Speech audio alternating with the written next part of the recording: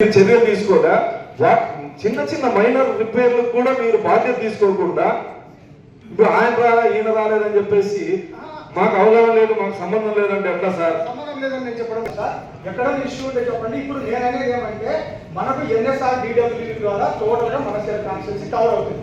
Out of 306 303 villages cover అవుతాయి. 331 ఇచ్చేది కానీ 303 ఇస్తున్నారు. అదొక్కటి మనం ఎఫిషియెంట్ గా మేనేజ్ చేయగలిగితే ఇవన్నీ డిపెండబుల్ సోర్సెస్ మనకు ఏంటంటే సార్ ఇష్యూ 1000 ఫీట్ పోతే కూడా నీళ్ళు పడుతుంది. వీడరు వినగొండది గ్రావిటీ మీద 320 కోట్ల రూపాయలు ఆల్రెడీ టెండర్ దశకి వెళ్ళింది.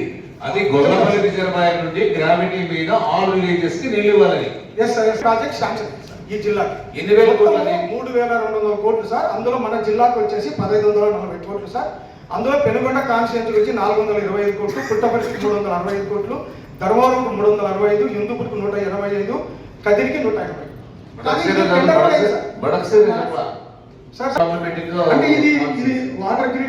జరిగినటువంటి అవకతవకలన్నీ గౌరవ కలెక్టర్ గారికి, గౌరవ మంత్రివర్యుల గారికి డాక్యుమెంట్ లో ఇస్తారు. నేను సూటిగా మిమ్మల్ని అడిగింది, మాకు తాగడానికి నీళ్లు ఇవ్వకుండా ఇక్కడ మాజీ శాసనసభ్యుడి తోటకి నీళ్ళు ఎందుకు ఇచ్చారు?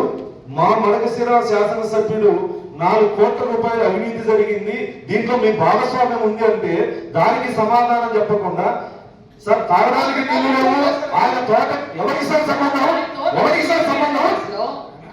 తోటకి నీళ్ళు అందిస్తారు మీరు, దానికి నైతిక బాధ్యత ఎవరు తీసుకుంటారు? దాని గురించి మాట్లాడకుండా ఈ పేపర్ గురించి చెప్తారు. 20 కోట్ల బడ్జెట్ ఎవరు సార్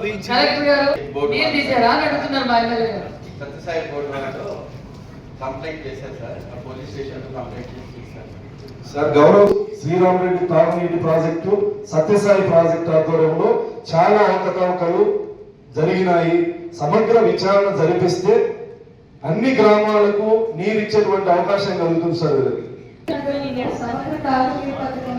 వీళ్ళకి ఆ ప్లాన్ కింద కళారెడ్డి సార్ గారు మినిస్టర్ గా ఉన్నప్పుడు ఒక 100 crores and 38 lakhs project sir EAP కింద శంకుస్థాపన కూడా జరిగింది సార్.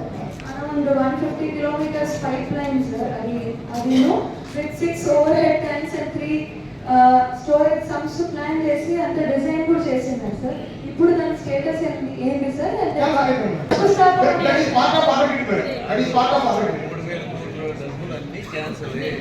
ప్రపోజల్